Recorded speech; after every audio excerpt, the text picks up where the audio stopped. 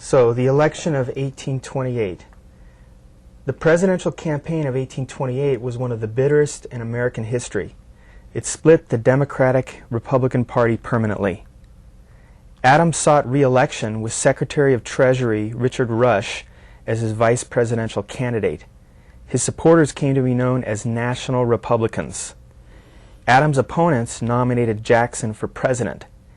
As his running mate, they named John C. Calhoun, who had served as vice president under Adams. Jackson's supporters continued to call themselves Republicans or Democratic Republicans. Historians trace the origin of the modern Democratic Party to this section of the Democratic Republican Party. So then the campaign went on, and here's one of the problems that occurred. Jackson's remarriage to Mrs. Robards became a campaign issue. Critics characterized it as scandalous. Some charged that Jackson had stolen Rachel from her husband. Jackson won a sweeping victory with 178 electoral votes to 83 for Adams. Jackson received 642,000 popular votes to 500,000 for Adams. Crowds gathered at the Hermitage to congratulate Jackson. Quote, "I am filled with gratitude," he said. "Still, my mind is depressed." This remark referred to the political attacks on his wife. Mrs. Jackson disliked public life. She preferred the comfort of her own room with her Bible and a few close friends. On December 22nd, 1828, she had a heart attack and died. My goodness. She was buried in the garden of the Hermitage. Jackson remained convinced that the various slanders of the campaign led to his wife's death, which is probably true given what we know now about stress and heart attacks.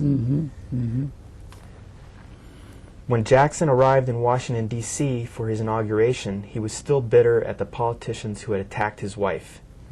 He refused to call on President Adams.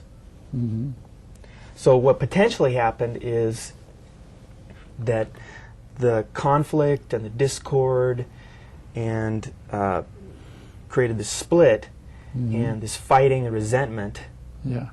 And then it carries on to this day. Could have carried on to this day. Right, yeah, right, yeah. Somebody's got to look at and study from this point until the present and see perhaps the fighting's been going on ever since. That's right, yeah. Because this is where it started, and then it was throughout Jackson's campaign there was this resentment and tension. Right, yeah. So then the next group of congressional members come in at the next election, and they say, well, the way things work around here is we hate them and they hate us. Yeah. So it just keeps getting passed on. Yeah, right, yeah. So then there's some more talk here about how Jackson treated the Indians and treated them very badly and forced them to move. And so it seems that his methods, his propensity to irritability and anger may have shaped the policy towards the Indians, and which led to the Indian traumas, which now they're suffering greatly still. That's right, yeah. Right, yeah. So that's never been dealt with also, but we can look into that whole issue. They try to drown their sorrows in drink. Yeah? Right, yeah. Right, yeah. Even today. Yeah, and the burnout in families that we talked about offers an explanation for why they're still suffering. Yeah. So here's a little bit more from Dr. Figley's book, Burnout in Families, and as we go further into it in the future, we'll talk more about the solutions he proposes, because the solutions are conceptually identical to the solutions that are in the Bible. Right. Forgiveness, admitting the problem, telling the truth, right, yeah. Seeking solutions. Right, absolutely, yeah. So in Chapter 8, Treating Traumatized Families, Donald R. Catherall applies the model of recovery from individual traumatization to the burned out environment of traumatized families. The focus is on specific aspects of the family environment which go awry as a consequence of traumatization. These elements become dysfunctional patterns in the family's intimate life, perpetuating a family environment in which the members are emotionally isolated and disconnected from one another. Mm-hmm. These effects are then passed along through the generations as a legacy of the family's traumatic past. That's right. Sure does, yeah. Within the category of cognitive distortions, he focuses on family myths, a distorted worldview, and the dysfunctional trauma issues, including reenactments, safety problems, the survivor's missions taken on by many children, and the stressful presence of a family member with PTSD. Mm-hmm. So an example of a cognitive distortion might be they're evil. That's right, yeah. Like, you know, that's what I ended up learning from as I was growing up about the Republicans, which turned out to be wrong. That's right, yeah. So, and this, as we can see, this conflict, especially in our leaders, it spreads to the whole country. Mm-hmm. Yeah. You know, in my family, some of them are pro-Republican and some of them are pro-Democrat. Mm-hmm. And when somebody in Washington attacks the Democrats, then the ones in my family that are Republicans get angry and upset. Mm-hmm. And then there's arguments about who's right and who's wrong. Mm-hmm. So it's highly contagious. That's right, yeah. Sure is, right, yeah. Mm-hmm. There are several common features of the unconnected, traumatized family system. There is a general lack of authenticity. No member has the experience of feeling fully understood because no member reveals all of herself or himself to the others. Expressivity is constricted. Some or many emotions are simply never expressed. For some families, this may mean that a few very vulnerable emotions stay underground. For others, it can mean that emotionality per se is not allowed, and the atmosphere is consequently dry and unemotional. In either case, there is a lack of emotional accessibility. Mm-hmm. Yep. Relationships in a disconnected family are not mutual or reciprocal. Instead, there is a tendency for family members to assume fixed roles, such as the many inflexible roles identified in alcoholic families. There is a lack of effective conflict resolution, that is, no process of resolving conflicts that respects the needs and feelings of all family members. Mm-hmm. For example, vilifying people. Yeah. There's certain, historically in Congress, there's certain people who are hypercritical and super negative, Mm-hmm. Mm-hmm. and it whips the whole country into a frenzy. That's right, yeah. Right, yeah. Right, yeah. Mm-hmm. Finally, though some of these families may be contained within a rigid boundary, there is a lack of feeling of true closeness within the family. Stiver discusses strategies of disconnection in dysfunctional, traumatized families, noting that family members learn ways of being together while simultaneously remaining disconnected. This allows family members to protect those vulnerable parts of themselves that they do not feel safe exposing while still maintaining some kind of connection. These disconnection strategies can themselves become problems and often contribute to other forms of dysfunctional coping. Mm-hmm. Mm-hmm. Operating in disconnected relationships and employing dysfunctional coping strategies places the family at increased risk in any future encounters with traumatic stress. That's right.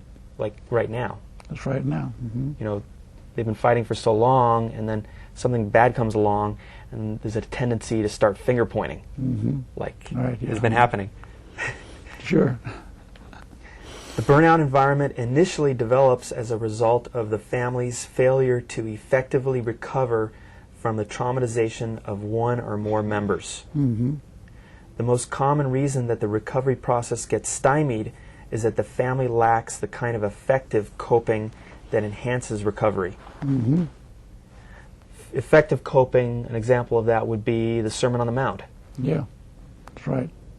Blessed are the peacemakers. That's right, yeah. Blessed are the meek. The whole thing. The whole thing. Yeah, yeah. It's incredible. Do unto others, you would have others do unto you. Mm-hmm. Love your neighbor as yourself. Mm-hmm. Mm-hmm. Yeah. Figley and McCubbin note that the family both reacts to and produces stress, thus either undermining or contributing to the function of family members. Mm-hmm. They have identified several coping strategies that vary with the degree of family's functionality versus dysfunctionality. Mm-hmm. Dysfunctional strategies include ineffective problem solving, i.e., failing to effectively identify stressors and being blame-oriented rather than solution-oriented. Mm-hmm.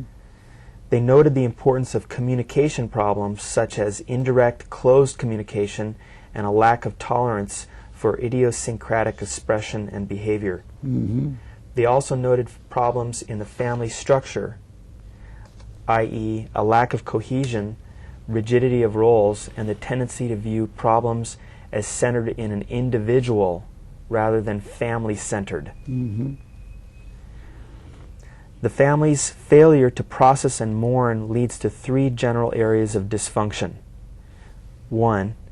The family's connections, a breakdown in the family's ability to care for its members. 2.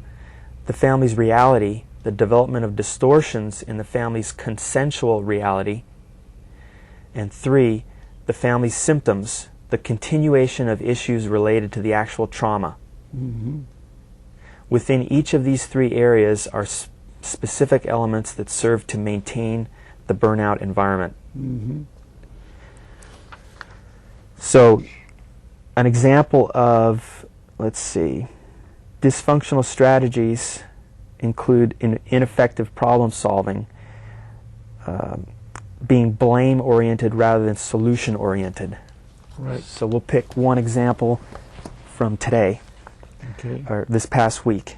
Mm-hmm. Here it is, Attorney General John Ashcroft My friend. has America's top cop gone too far? Mm-hmm. That's sort of a cynical title. Okay, yeah. And I say it's cynical because the events of the past year, in my opinion, are way more than any human being could be expected to cope with Mm-hmm. perfectly. Mm-hmm. That's right, yeah. Mm-hmm. Right. It seems to me that we put way too much stringent criticism on our leaders, Mm-hmm. and they become like our scapegoats for our problems. Right, well, he was attacked when he was nominated for Attorney General. Mm-hmm. Oh, tremendous attack, see, from the left and everybody. He's a PK, a preacher's son, see, raised in the church Mm-hmm. and believes the Bible, and tries to go by the teachings of the Scriptures, see, Mm-hmm. and so, in all of his decisions, you see, and in harmony with the president's what the president's trying to do, and his whole team is trying to do for the country. See, Mm-hmm. okay, Yep. yeah, I've heard him. I met him many years ago and talked to him when he was a congressman, senator from Missouri, and later on and I was in Washington when he was appointed Attorney General, so I know him very well. Great. Well, it seems like he's a really nice person, a good person. Wonderful, and And- goes by the spirit of the Bible. See, Mm-hmm. and honesty and justice. See, that's what's needed in an Attorney General. See, Yeah. justice, the truth, that makes you free. See. So hopefully by us discussing these issues and maybe discussing them publicly in the future, Mm-hmm. we can bring to light the alternative in the Bible, Yes, right, yeah. which is to work together to solve and present these problems rather than picking out an individual and beating them up. The more people that are guided by the Bible in Washington, the better the problems of the nation will be solved. Mm-hmm. See? I believe you on that. Right, yeah, right, yeah, right. So we need to get you talking and saying that in public. Mm-hmm. Yeah. So we just caught it on tape. Yeah, right, yeah, right, yeah. All right. So And others you would have. So just to be fair, it seems as if this type of behavior is happening all around. It's not just the Republicans or the Democrats. I mean, right. it seems like there's just a few individuals that are whipping everybody into a frenzy. There's a few individuals that are extra mean with their accusations and finger pointing. So here it says that Ashcroft ran into a fusillade of disapproval for suggesting in a post-September 11th hearing before the Senate Judiciary Committee that his critics were treading close to treason.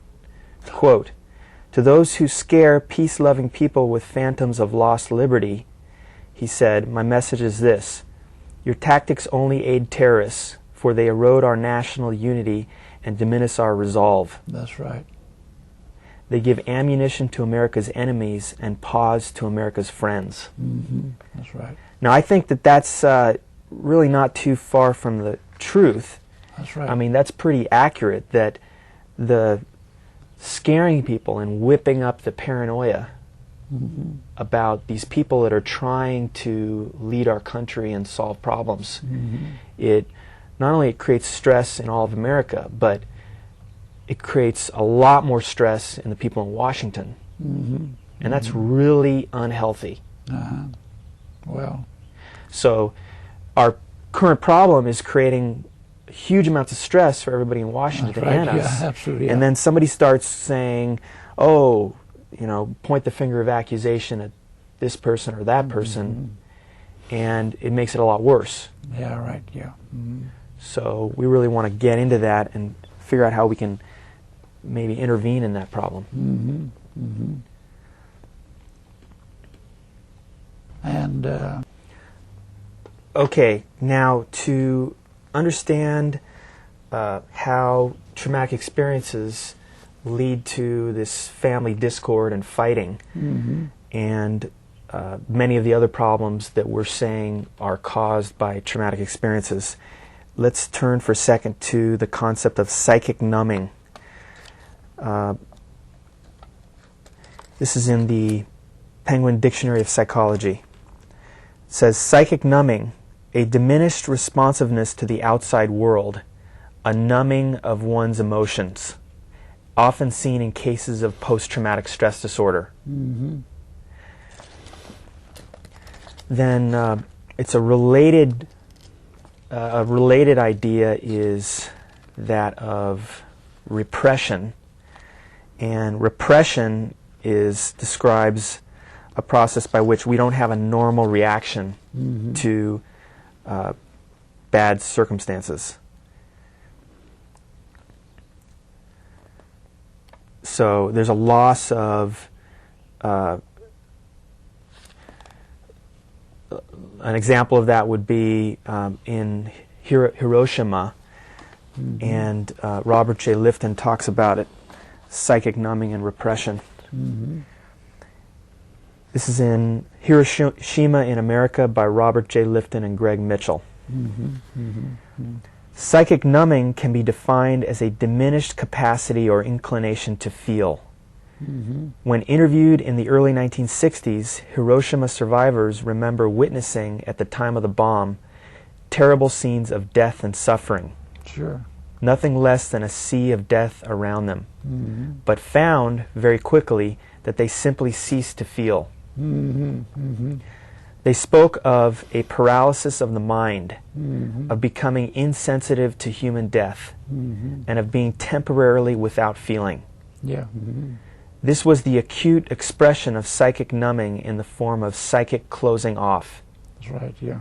It was a useful defense mechanism, preventing the mind from becoming overwhelmed and perhaps destroyed by the dreadful and unimaginable images confronting it. Yeah. Numbing, in that sense, could be seen as a form of psychic deadening or temporary death in the service of the mind's long-term survival. That's right. But the pattern of psychic numbing could linger in some and give way to withdrawal, depression, or despair. Right, absolutely, yeah. I can understand that, sure. So an example of that would be what we read in Lynn Cheney's book, Yeah, where she described those kids who laughed at somebody dying. that's right, yeah. Right, yeah. And then somebody who has psychic numbing who's present in the United States, like Andrew Jackson was, he might not feel the suffering of other human beings, and so might send out the troops to kill all the Indians or throw them, out of their lands because he has this impaired empathy. Yeah, right, yeah. Or it might lead him to fight with other members of Congress and Yeah, not right. really consider their feelings. Yeah, right, yeah. Well, it's it's amazing the attitudes that people develop when they get in government and are trained in a certain philosophy, and then that goes to a party that the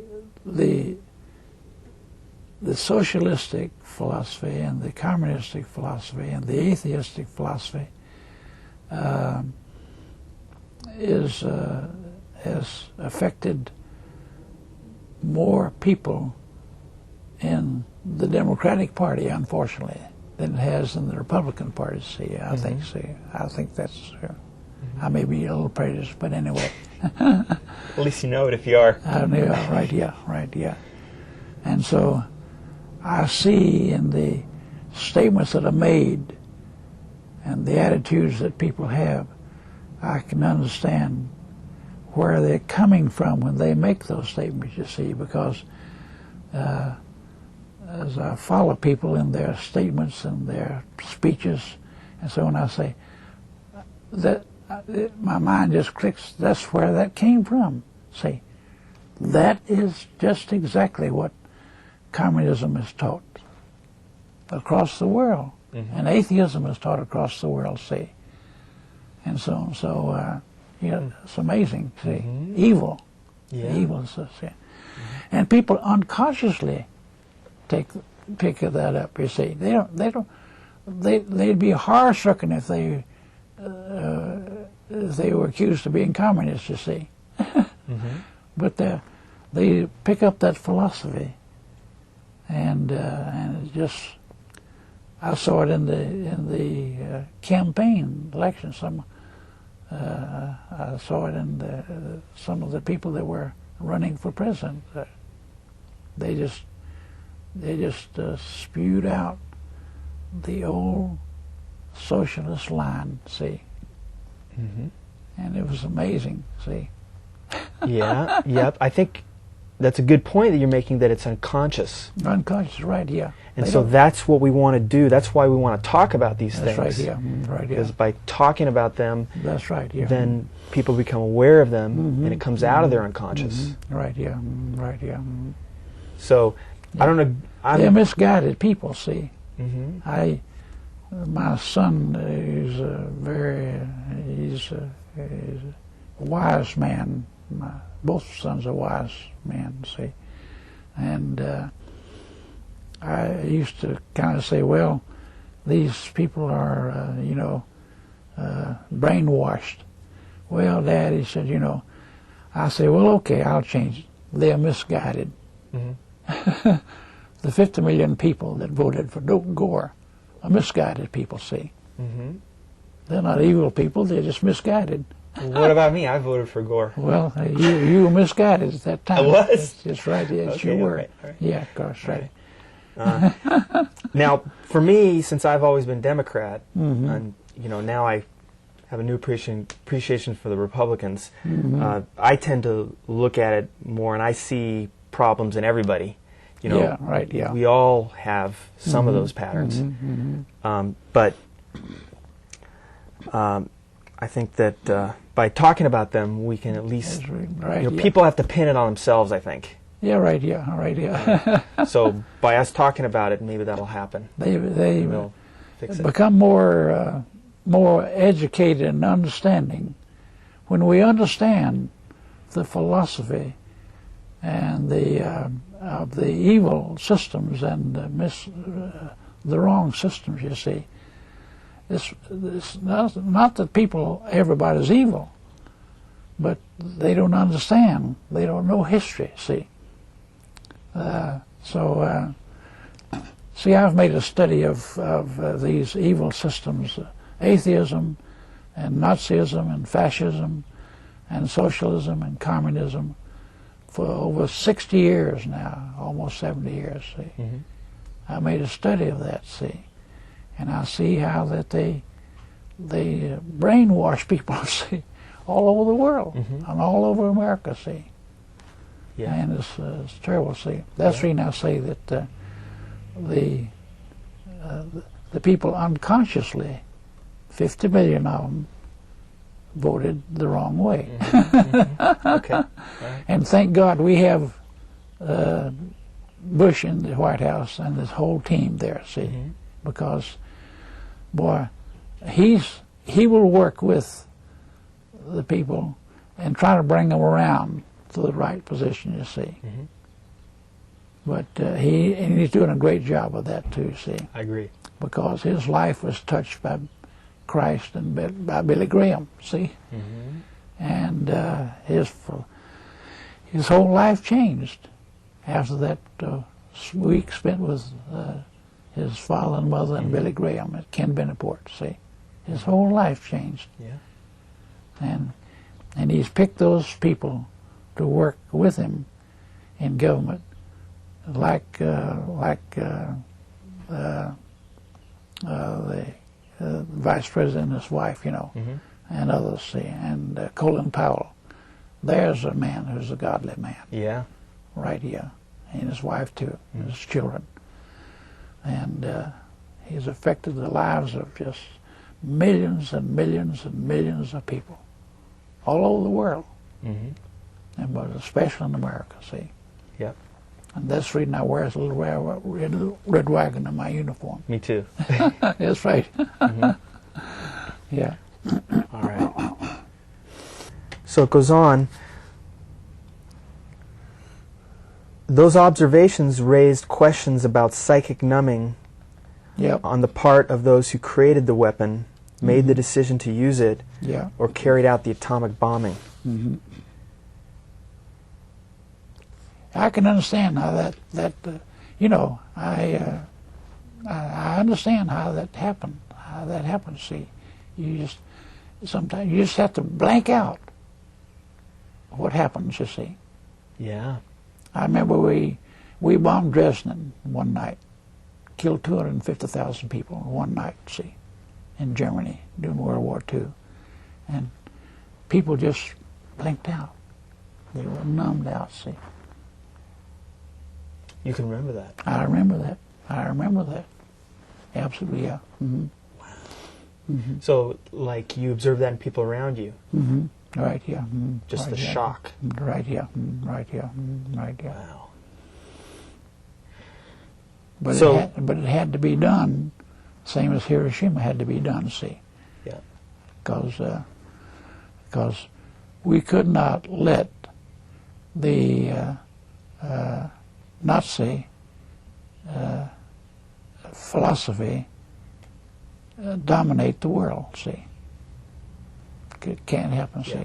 See, we can't let the terrorists dominate the world. See, Mm-hmm. we can't let the communists dominate the world. Mm-hmm. See, with the atheists, you see. Yeah. See, no, no. So it says, over time, the boundaries of numbing can be blurred. Mm-hmm. Starting with the bomb, the numbing can extend to nuclear threat in general and to other areas. That's right. To be sure, one can speak of selective inattention, as Helen Swick Perry did in 1954, applying a concept of Harry Stack Sullivan to our avoidance of Hiroshima. Mm-hmm. Paraphrasing Sullivan, she referred to the universal tendency to selectively inattend that which makes us anxious, so that it is very convenient not to attend to what we are actually aware of. Mm-hmm. Mm-hmm. Mm-hmm. Sullivan is describing a phenomenon very similar to what we are calling psychic numbing, but it may be more accurate to say that the numbing, or inattention, is in part selective. One avoids Hiroshima more than one does other matters, but also because becomes somewhat amorphous. Mm-hmm. The numbing does not stop with Hiroshima. By closing ourselves off from the human costs of our devastating weapon, we are more able to do the same in relation to other experiences of collective suffering. For example, the 1990s genocides in Bosnia and Rwanda. Right, absolutely, yeah. The what habit a traumatic experience that was, yeah. Horrible. Terrible, yeah. Yeah. Yeah, right, yeah. The habit of numbing, that is, becomes a modus vivendi, Yeah. a way of coping with large human disasters, even if we do not bear primary responsibility for them. Mm-hmm. William Styron recently referred to this as our quivering edge of tolerance for fratricidal horrors and ethnic atrocities. Mm-hmm. The tendency can even extend to everyday forms of human interaction. As a character in an Alice Walker novel puts it, quote, "The trouble with numbness is that it spreads to all your organs, Mm-hmm. mainly the heart. Mm-hmm. Yeah. Pretty soon after, I don't hear the white folks crying for help. I don't hear the black." End quote. Mm-hmm. As the numbing spreads, we can become increasingly insensitive to violence and suffering around us, to killing in general, but also to poverty and homelessness. Right, absolutely, yeah. Right, yeah. That's freedom. Those problems must be solved too, you see. Well, Poverty and homelessness. that's a possible explanation as to why more people aren't jumping in to fix those problems. Mm-hmm, mm-hmm, mm-hmm. Whereas you are highly aware of them and Yeah. motivated to fix them, That's right, yeah. maybe because you don't have as much psychic numbing. No. You can right. feel for other people. Mm-hmm. Yeah, right. But I love everybody in the world, Mhm. all 6 billion of them. I like some people better than others. so some people may have more psychic numbing that needs Yeah, to be right, treated. Yeah. Right, yeah, right. Because I've watched in the last year as you and I have gone around, and you always, everywhere you go, you pass out we're going to feed 300 million kids. That's right, yeah. You pass it out to everybody, but That's right, yeah. everybody that I've seen, they don't respond with interest and motivation like you do. Mm-hmm, mm-hmm. Yeah, right, yeah. So they may have more psychic numbing Mm-hmm. that needs to be Yeah, treated. right, yeah, right, yeah. Yeah. Mm. So When my granddaughter graduated from Whittier College, she was on Full House 8 years, you know. Mhm. Kim McGibber, the neighbor girl. She went to Geneva, Switzerland at her expense and worked with the head of the United Nations for refugees, worked with 1 million refugees from Kosovo.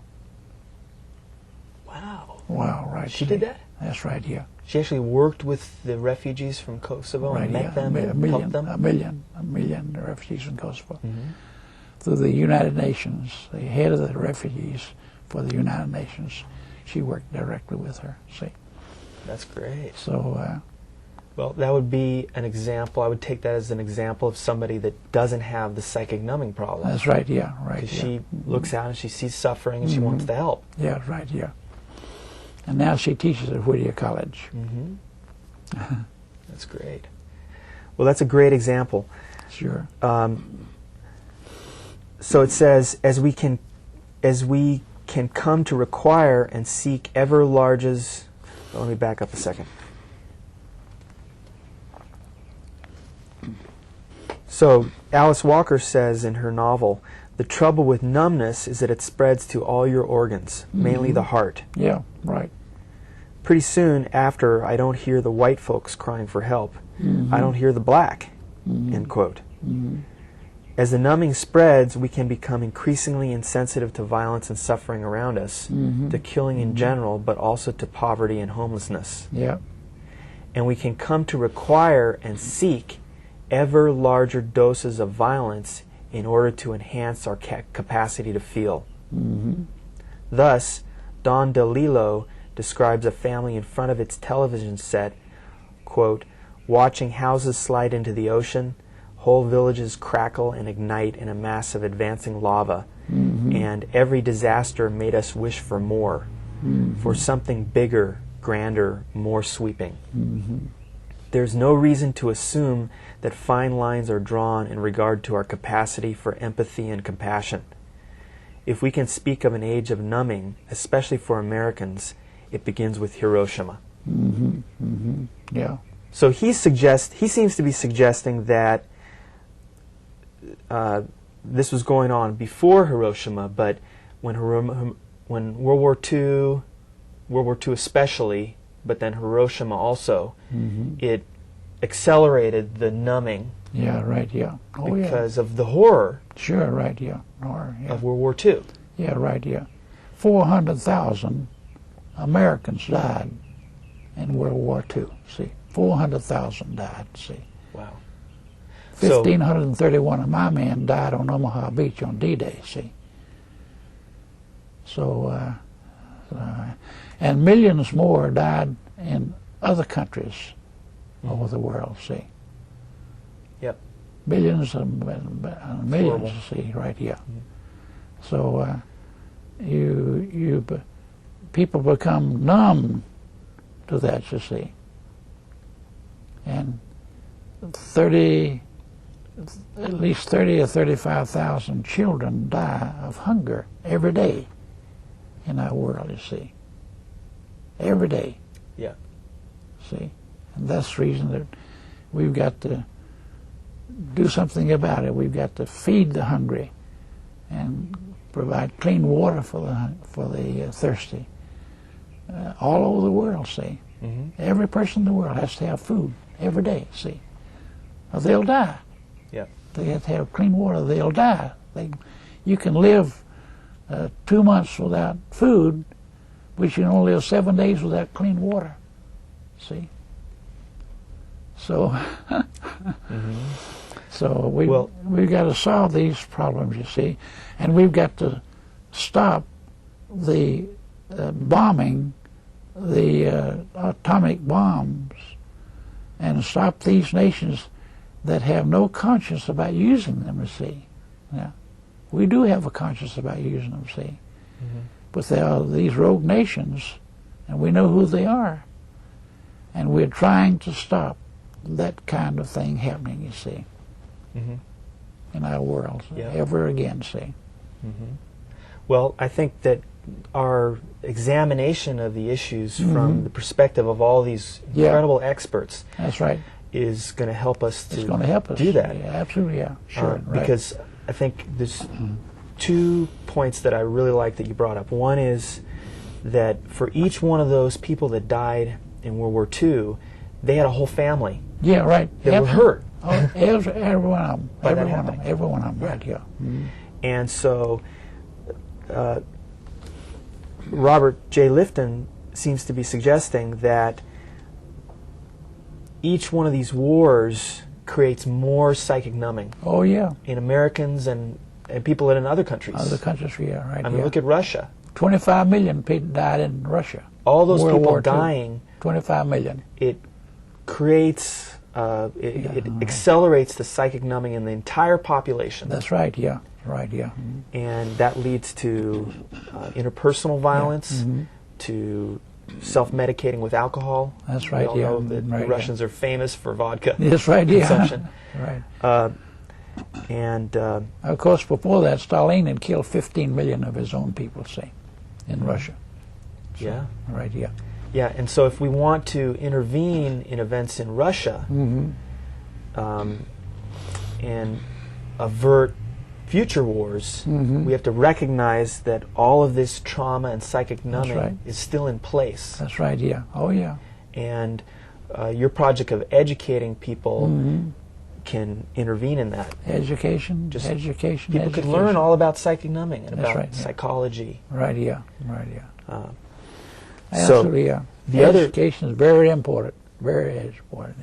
Education is very important, yeah. So the other point that I really liked that you brought up was that you talk about the children that are starving to death every day, and it brings up the point that human beings can have selective psychic numbing.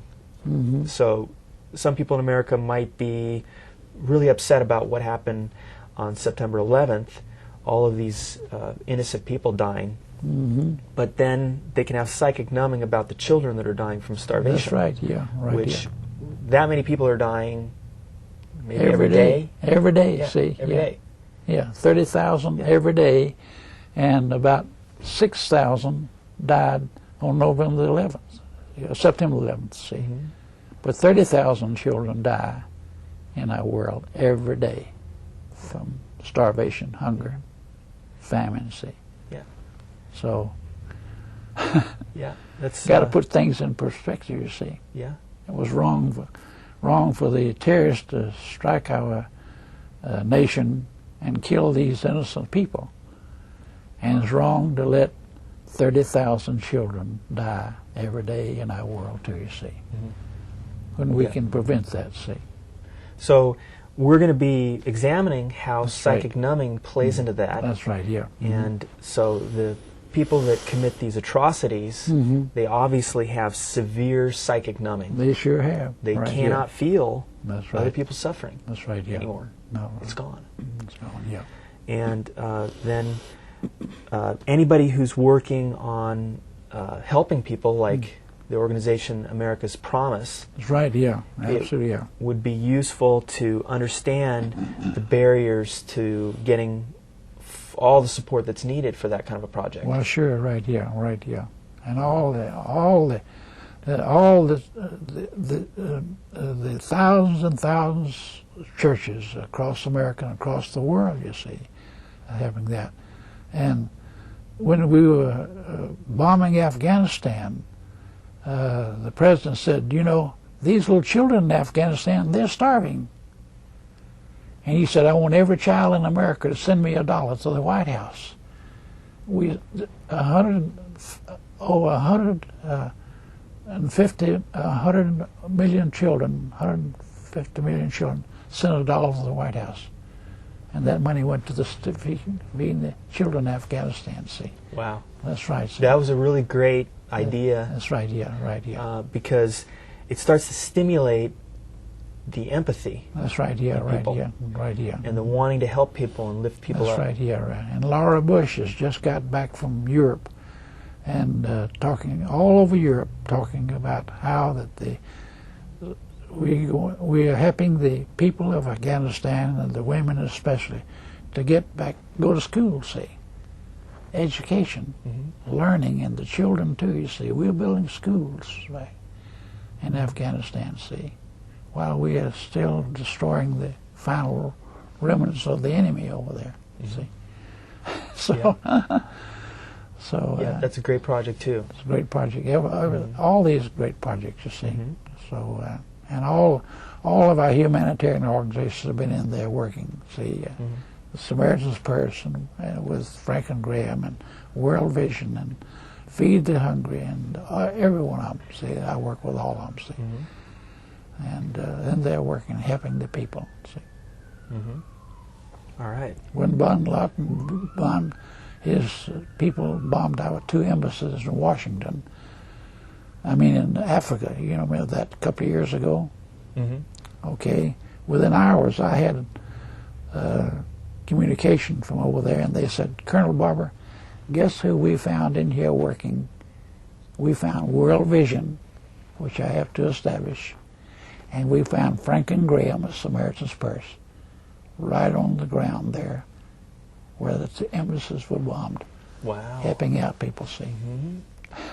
Well, that's a perfect example of people that don't have the psychic numbing. And solving just the problems. Can you imagine if we could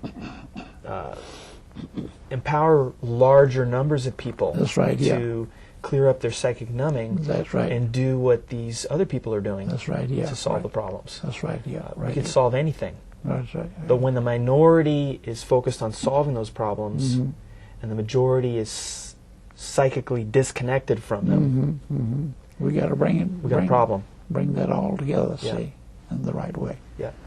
And these problems are detailed in the books we're going to be going over next.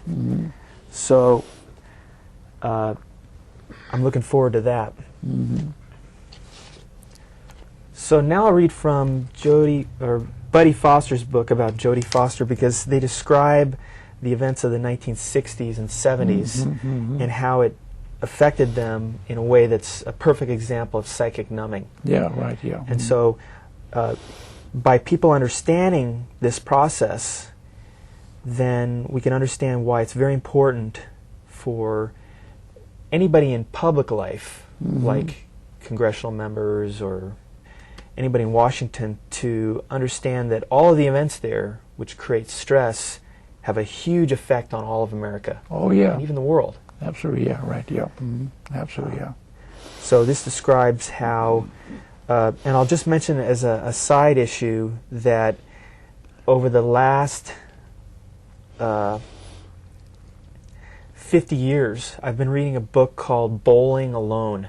It's by a great doctor at Harvard, in which he studied and tracked the changes in America of people becoming more disconnected from each other. Church involvement going down. Yeah, right. Some, maybe Right. like 10 or 20%. That's right, yeah.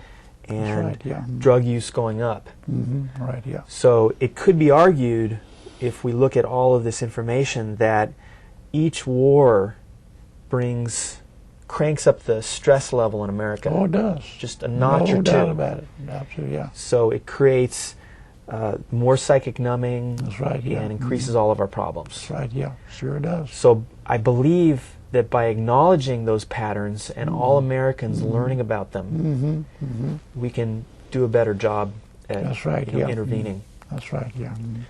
So it says, Jodie was just 6 years old in 1968 when one tragedy after another struck America.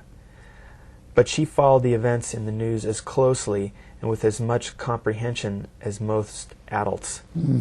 Dr. Martin Luther King Jr. was a greatly admired figure in our lives, a person we saw as a shining beacon of truth and a force for good. His assassination in April of that year had a devastating effect on us. Yeah. It seemed like the end of all hope for a brighter future. All the things we believed in were shattered with one rifle shot. Yeah. But we felt all would not be lost if only Bobby Kennedy could be elected president. To our delight, he won the California presidential primary election in June and was likely to be the Democratic nominee. Just a few miles from us down Wilshire Boulevard at the Ambassador Hotel, Bobby, his family, and followers celebrated the victory. We had just gone to bed with the happy thought that Kennedy would lead our country out of Vietnam and bring racial peace, when Mom, sobbing with grief, woke us up and tried to explain what had happened. The news that he had been shot just minutes before was too awful for us to believe. Yep. I remember Too that. numbing to comprehend. That's right. Numbing. Exactly right. Absolutely, yeah, right, yeah. In the days that followed both assassinations, Jodie was glued to the small black and white television in Mom's bedroom, watching the heartbreaking eulogies, the weeping widows, and the solemn funerals. In fact, during Jodie's most impressionable years, through the late 60s and early 70s, an appalling cavalcade of violence and hatred played out on our little TV screen and in the streets of America. Slaughter in Vietnam was on our television every night, That's right, yeah. eclipsed Terrible. only by Terrible. paroxysms Terrible. like the Manson murders that took place in the hills near us, the shooting of 4 unarmed anti-war activist students at Kent State University, and a police riot at the 1968 Democratic Convention in Chicago. Those events had a lasting impact on forming Jodie's worldview. She finds violence abhorrent but fascinating, refuses to watch, let alone participate in a movie about war, and she has a certain cynicism about the permanence of life and people. Attachments invite disappointment, which inevitably comes when the people one's loves suddenly are snatched away. That's right. Mm-hmm. Yep.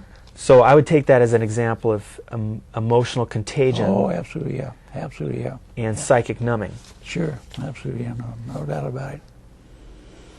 No doubt about it, yeah, right, yeah. Mm-hmm.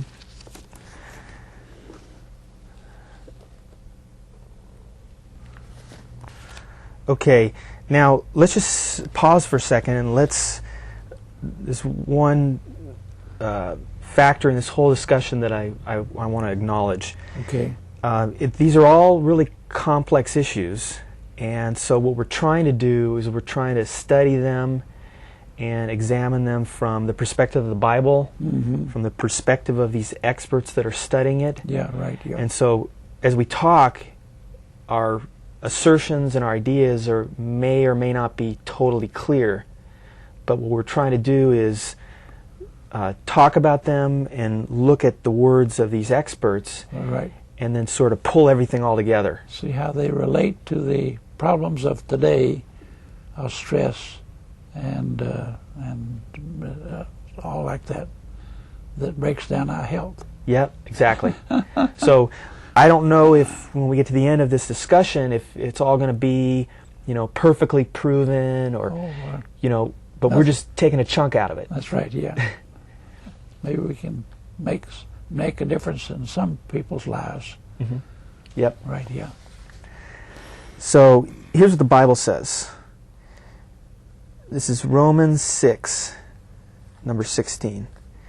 Know ye not that to whom ye yield yourselves servants to obey, his servants ye are to whom ye obey, mm-hmm. whether of sin unto death or of obedience unto righteousness.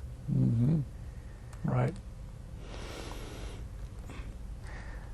But now, being made free from sin and becoming servants to God, ye have your fruit unto holiness, and the end everlasting life.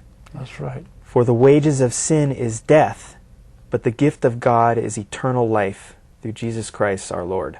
Amen. So I really like that because right, yeah. what we're talking about, psychic numbing, mm-hmm. is, to me, is an example of the wages of sin, wages is death. Of sin, death, that's right, yeah. Emotional death. Emotional death, yeah, right, yeah. Absolutely, yeah. So, and then there's another great quote in here, which I don't know exactly where it is, about people having their heart hardened. Yeah, right. And the, wool pulled over their eyes, or their right. understanding darkened. That's right, yeah. Right, right, yeah. So now we want to turn to the concept of denial, mm-hmm. which I believe Lynn Cheney is talking about in her book. Yeah, right. Mm-hmm. On the truth. What a great Christian leader. Mm-hmm. Biblical leader she is, right here. Yeah, she's got some great ideas. I watched her for years. Yeah. So this is from Daniel Goleman, and it's the best treatment of the concept of denial that I've found. Mm-hmm. It's incredibly complete, and he factors it into many of our world problems. Mm-hmm. So he says, my topic is hard to explain to you, although it is something with which we are all intimately familiar. Mm-hmm. The difficulty is that we have no precise words for it. That very fact is, in part, why it intrigues me so. Mm-hmm. There are, it seems, vital parts of our lives which are, in a sense, missing. Mm-hmm. Blanks in experience hidden by holes in vocabulary. That we do not experience them is a fact which we know only vaguely, mm-hmm. if at all. Mm-hmm. Those blanks in experience are my topic. Mm-hmm. Our failure to experience these aspects of our lives appears due to causes deep within our consciousness. It results in an incapacity to bring attention to bear on certain crucial aspects of our reality, mm-hmm. leaving a gap in that beam of awareness which defines our world from moment to moment. My subject is, then, how we notice and how we do not notice. Mm-hmm. In other words, a piece missing from awareness. That's right. A hole in attention. Mm-hmm. A lacuna. The blind spot is an apt physiological metaphor for our failure to see things as they are in actuality. So an example of that might be that people in Washington who are inflammatory or mean-spirited, they're completely unaware of how it affects the person that they're talking about, maybe the president, the president's family. That's right. They're totally unaware of the pain that they're causing or distress. And then they're unaware of how it might be hurting supporters Sure. of the president. If That's somebody right. likes President Bush and then somebody else in Congress says something that's untrue, That's right, yeah. you know, millions of people in America could be getting riled up That's right, yeah. and hurt, That's right. which increases everybody's stress That's right, yeah. and leads to poor health in America. That's right, yeah. Right. You're exactly right, yeah. So I can remember many times over the last 10 years, I'm sure you can remember, where somebody in Washington says something that's untrue about the person we like. Yeah, right. You know, it hurts everybody. It gets everybody upset. Sure, right. Yeah.